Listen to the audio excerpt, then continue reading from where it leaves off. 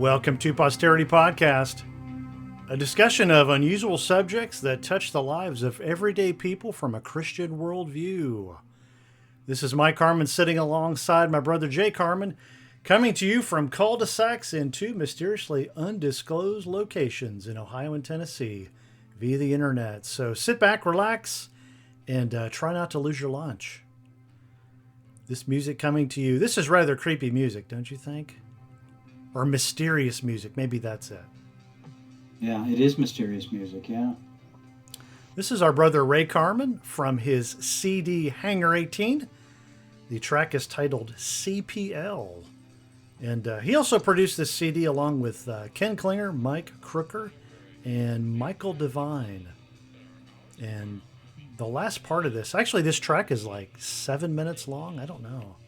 But you can hear somebody reading off the Dewey Decimal System in the background while he plays it to music. It's really rather mysterious, eerie, and amusing at the same time.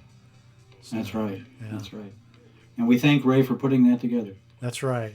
And hey, if nobody wants to listen to this podcast, that's fine. Just go and find raycarmen.com. Is that what his website's titled? Raycarmen.com? It's Ray Carmen or raycarmenmusic.com. Ah, that's it.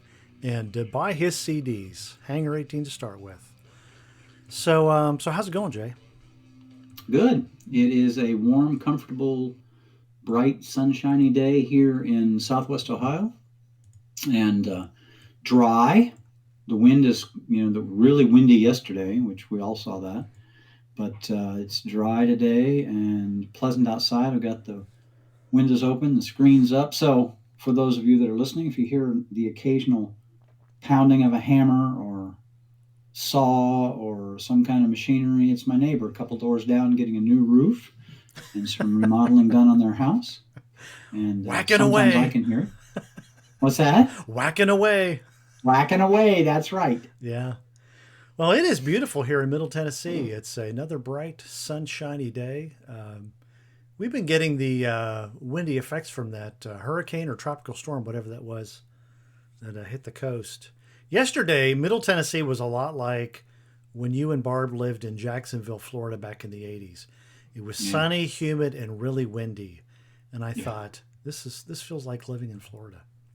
Yeah, that was a long time ago. Very hot. It took me 2 years to get used to living down there for my blood to thin out enough so that I wasn't sweating. And then when we moved back to Ohio in the late 80s, it took me 2 years to get used to the cold. Oh, yeah, it took a long time. Yeah, oh, yeah. I froze to death for the first year and a half, 2 years that we moved back here. And you grew up in Ohio. Grew up in Ohio, yeah, exactly.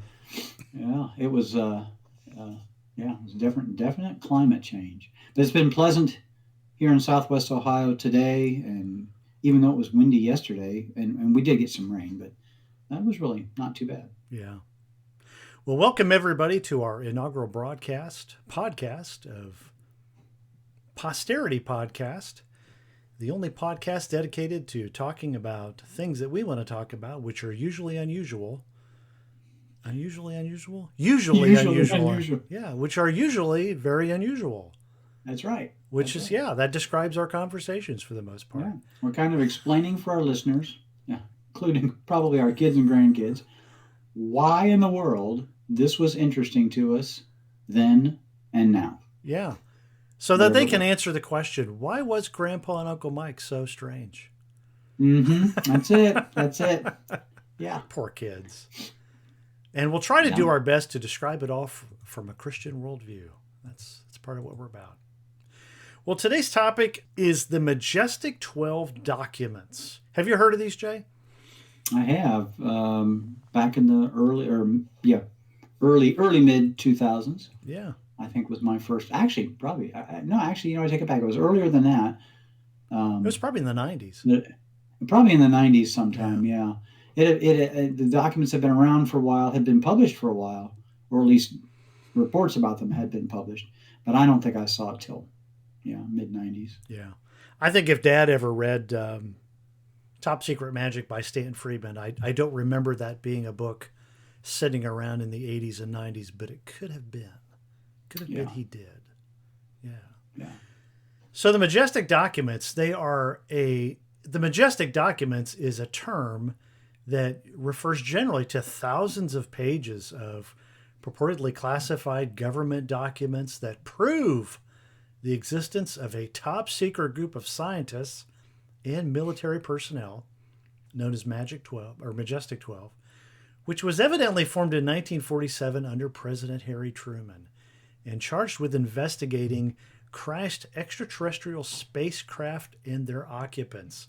I'm reading this, by the way, from Dr. Michael Heiser's paper, The Majestic Documents, a Forensic Linguistic Report, for reasons of full disclosure. So the Majestic 12 personnel allegedly included a number of noteworthy political, scientific, and military figures, which Jay's going to talk about here in just a moment. But if you'd like to, folks, go to the majestic12documents.com website. You will find a chronological listing of those documents. I want to just briefly name a few of them.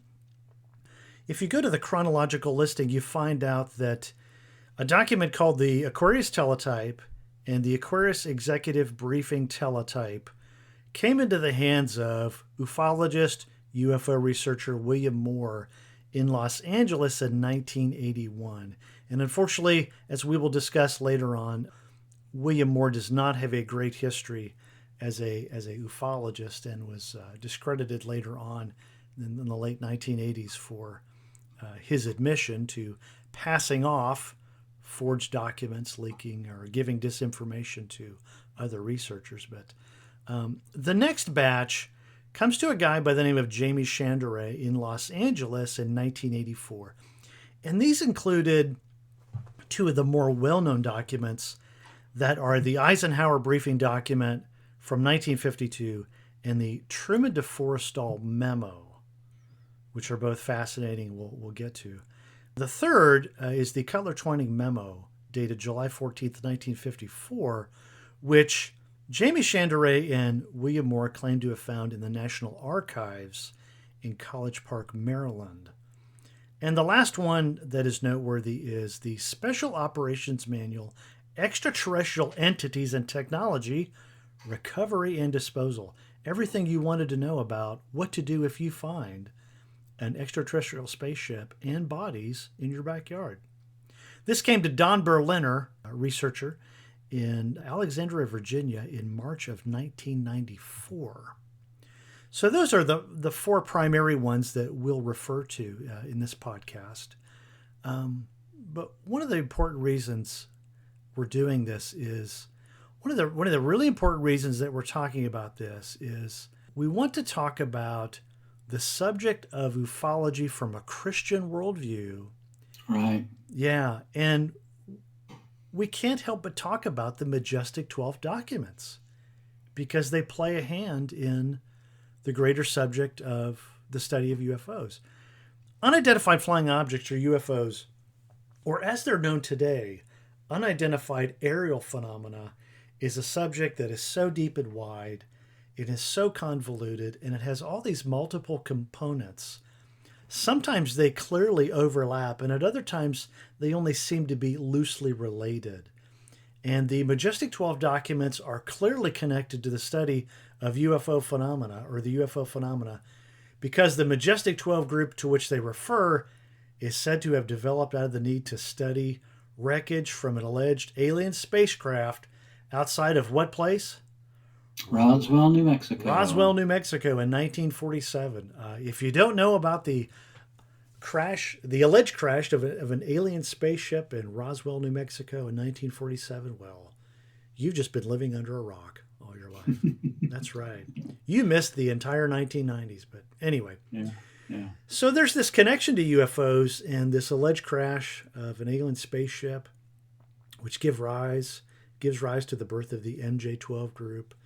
But it should be understood that the investigation into the Roswell crash comes to public knowledge before the Majestic 12 documents. The documents refer to the Roswell crash, but the public's knowledge of the Roswell crash actually comes before. Let me give you some 3 levels of sources for this study. If you want to do some primary reading into the subject of the Majestic 12 documents, you need to go read Top Secret Magic by Stanton Friedman, first published in 1997. Now, he passed away, was it last year or the year before? I don't remember. I think It it was was. recent. I think it was last year, and he has not been dead for. He has not been deceased for at least a year. Right. It was May, passed away in May of 2019. Okay. So you can read Top Secret Magic. You should also go to StantonFriedman.com, which is his website, which would probably give you a more up-to-date understanding of his conclusions. He did think some of the Majestic documents were forgeries. Right. A third primary site or reference is MajesticDocuments.com. This is the website of Robert Wood and Ryan Wood.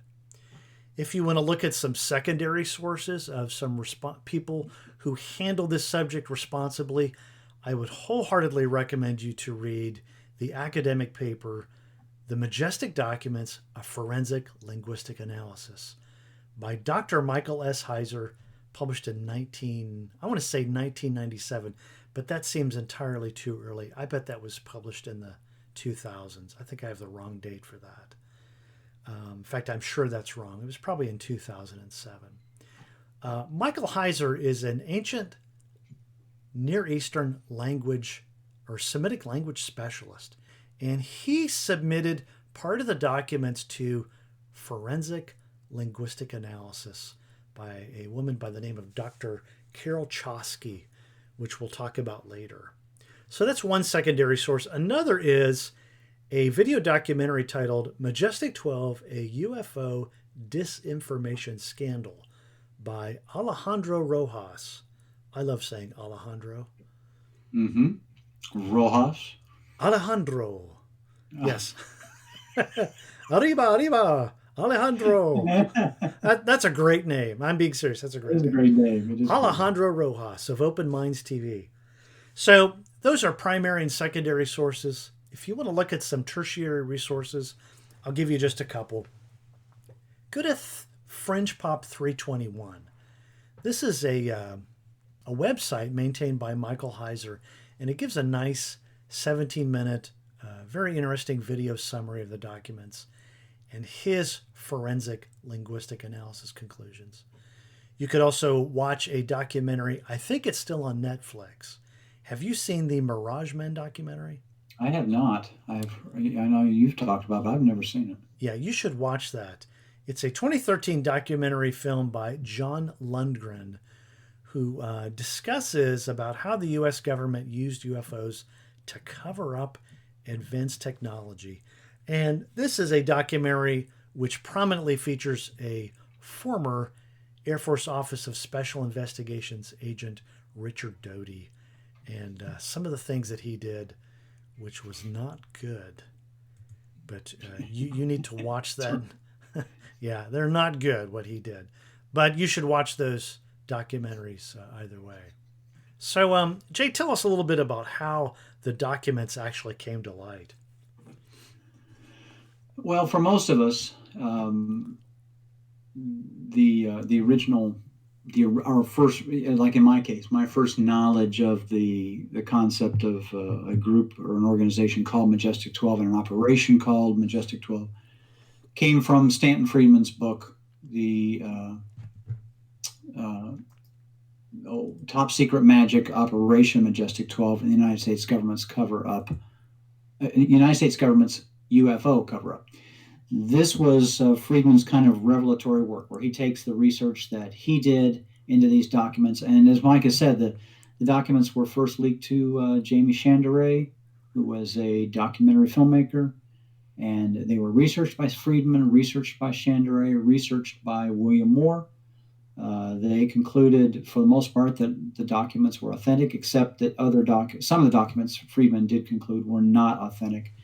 So for most people, they come to light because of the publication of this book, and that was, my first introduction.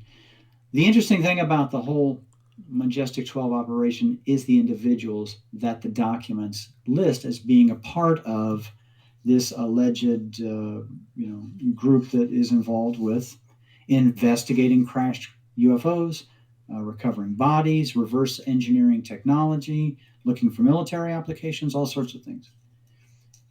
If you go to the majesticdocuments.com website, you can get kind of a fuller picture of each of these 12. I'm just going to mention them by name.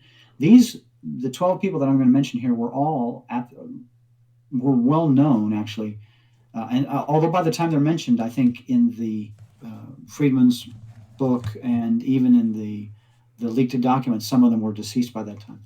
But the members were Lloyd Berkner, Detlev Bronk, Vannevar Bush, James Forrestal, Gordon Gray, Roscoe H. Hillenkotter, Jerome Clark Hunsaker, Donald H. Menzel, Robert M. Montague, Sidney Sowers, Nathan F. Twining, and Hoyt Vandenberg.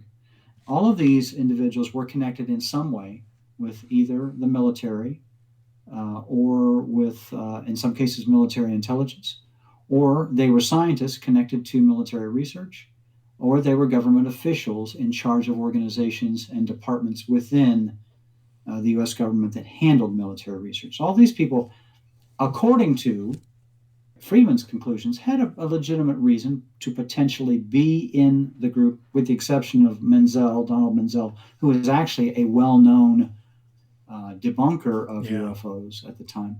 So this was the original 12, and that was according to the documents, it was their job, and that had been their job since the crash at Roswell, the purported crash at Roswell in 1947, had been their job to study these things and find good military applications, or have an understanding of what had happened and how can we best exploit the technology involved. Given that, there were some problems associated with the discovery of the documents, and one of those Mike has already alluded to. Part of the discovery of the documents involved a former CIA disinformation officer by the name of Richard Doty, who was involved with Moore and with other researchers afterward in purportedly leaking classified information.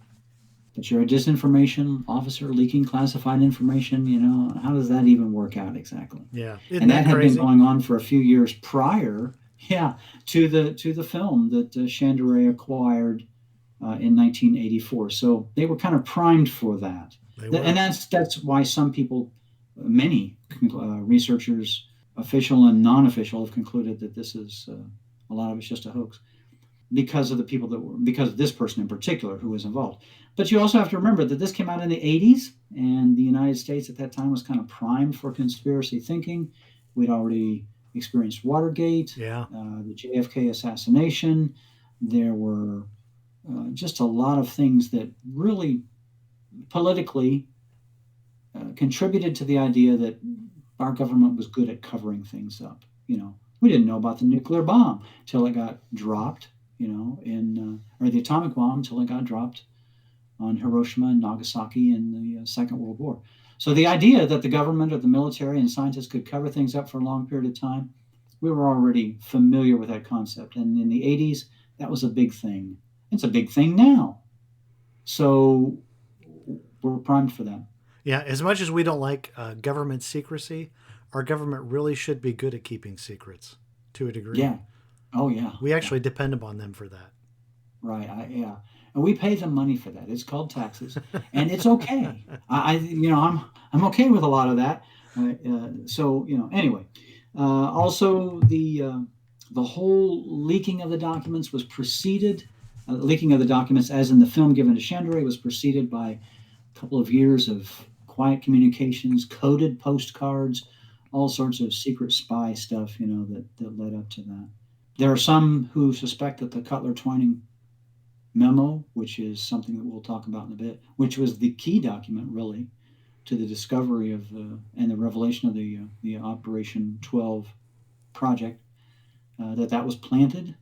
So there was a lot of leading on, so to speak. And if you were to go to the internet today and you were to Google or DuckDuckGo or whatever your search engine of choice is, if you were to do a search engine look for Majestic 12 or the Majestic 12 documents or MJ12, your primary hits are going to be on a series of fictional novels. Mike and I joke about this. It really probably is just a lot of fiction anyway, but Yeah. now there are really fictional novels and TV shows and programs built around this concept of a hidden organization within the military government dedicated to recovery and research on interplanetary spacecraft and the people that fly them around. So those are going to be your top hits. And right after that would be a number of blogs and podcasts that are dedicated to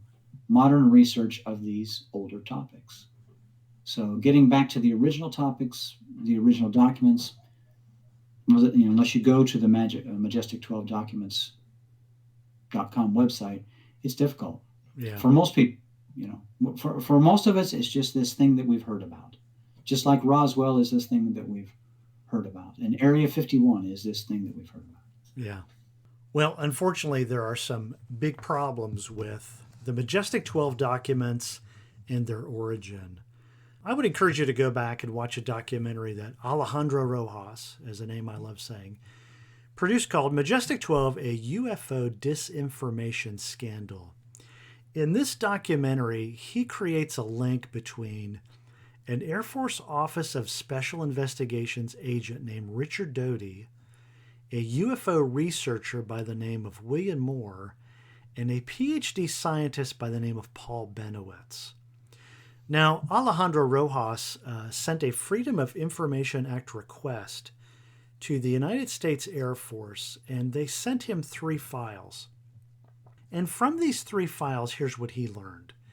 He learned that there was a PhD scientist by the name of Paul Benowitz who owned a humidity generation type company called Thunder Scientific, which was adjacent to Kirtland Air Force Base. And during his time as owner of this company, he evidently observes, or thinks he observes, UFOs around Kirtland Air Force Base. And he acquires 2,600 feet of film. He basically gets an audience with Jerry Miller, who is a scientific advisor for the Air Force, and Richard Doty, an Air Force Office of Scientific Investigations agent. And he shows them this evidence, and they look at it and say that hey, this is inconclusive. There's really no need for further investigation.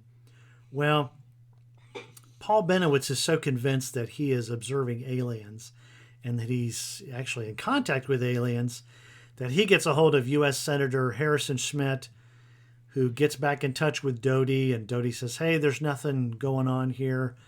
Well, Senator Pete Domenici gets involved, and to make a really long story short, what we find is that Richard Doty, as this Air Force Office of Special Investigations agent, he says, hey, look, Paul, what you're really recording here are some secret projects that we have going on.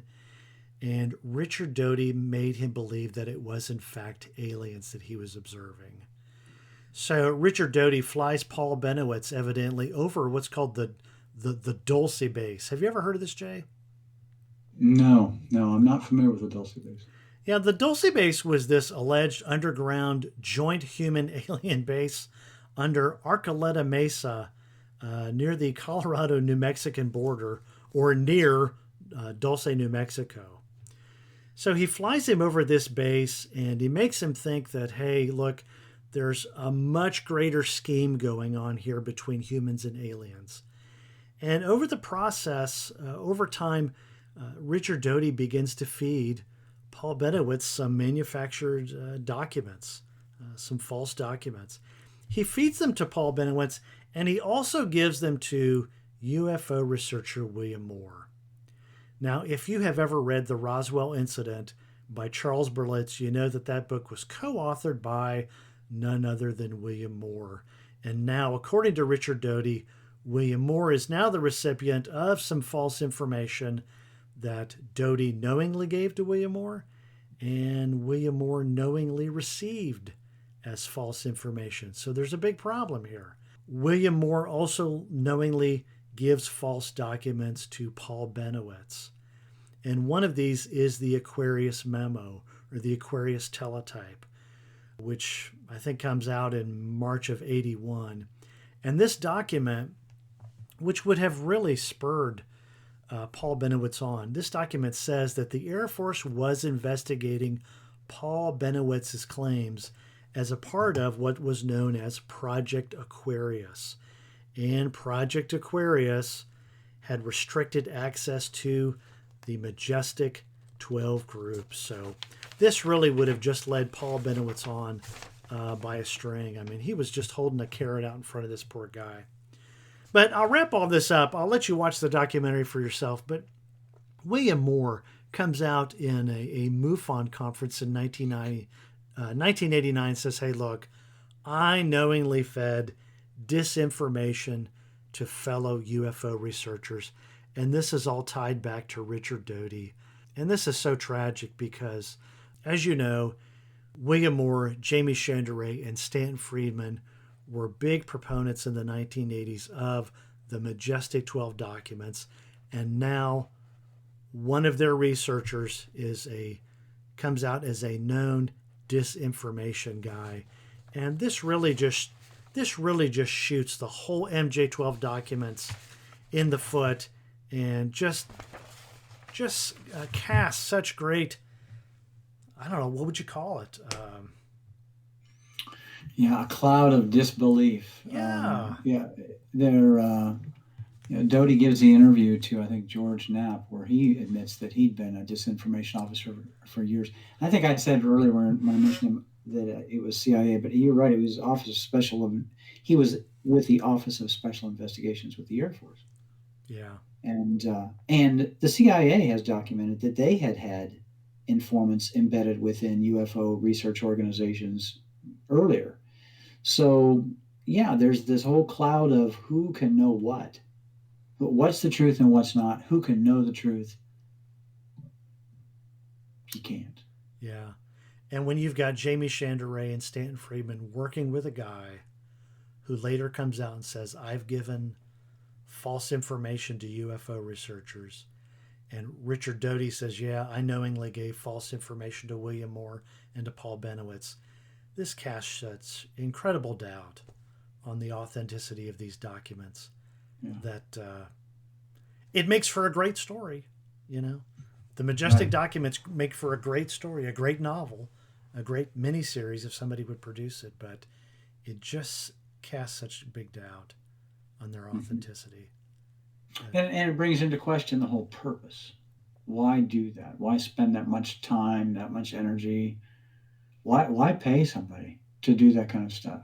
It's one thing to pay somebody to spy.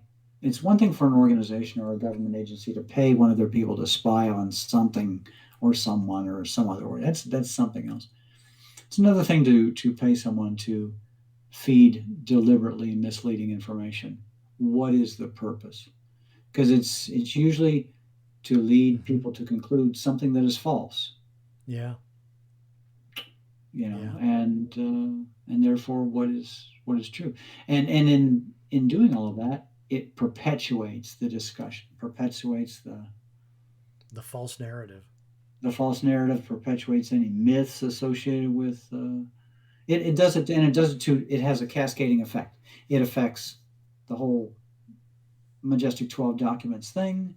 It affects Roswell. It affects Area 51. It affects anything related to the topic of extraterrestrial craft. Most definitely. When people like Richard Doty go out of their way to feed this kind of false information to the public, and people are not crazy when they observe these craft that come out of nowhere, make these sharp 90-degree turns, do things that our known technology cannot do. And when Richard Doty begins to cast all of this in the light of alien technology, that just tells me that either our own government, our own military, is hiding some fantastic stuff that they would want to make people believe that it's alien, or when people come back and say, hey, this is alien, and they're just silent about the whole question, about the whole issue of what it is people observing. This tells me that some people will go to great lengths to create a false narrative to hide something. That our own government is saying, hey, this is this is really our stuff, and we're willing to perpetuate the alien mythos to lead you to believe that, or we have no idea where this is coming from. Right, yeah. We have no idea what this is, but if you want to believe it's alien, you go right ahead, and we'll debunk it at the same time. Yeah. Crazy. Which gets us into some spiritual discussions that Mike and I will cover later, because there's on the paranormal side of this, there is the spiritual aspect of, how does this affect people? There's a very real spiritual connection to all of this. Yeah. And it affects people's worldviews. It leads people to conclude things that may or may not be true. So, yeah. Anyway, and Paul, and tragically, Paul Benowitz had to be admitted into a mental hospital in 1988 because he could not deal with all of this that he and that Dodie was feeding him.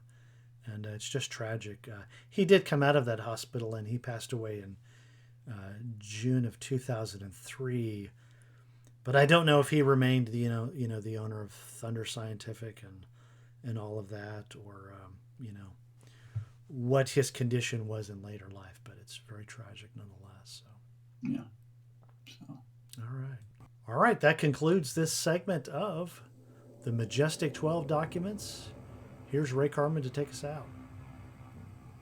Yeah, this concludes our introduction. Now, with episode 2, we'll talk about some other aspects of Majestic 12. Specifically, we're going to be talking about authorship, attribution. Who wrote some of these documents? Were they really written by that person?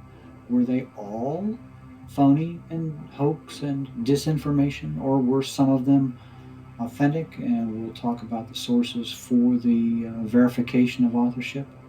That's an entirely different thing. So, yeah, and it will give us some more information as to what we ought to really think about the Majestic 12 documents, Majestic 12 as a group, and UFOs in general. So, yeah, we're gonna have to get Ray on here to tell us the provenance of this music. Yeah, exactly. What were you thinking? No, I'm just kidding. No, it's an interesting piece. Yeah.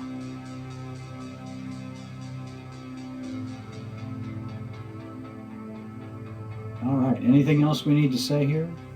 I think we're good. Thank you for listening, folks, and hopefully we'll have something interesting to say in our next podcast episode.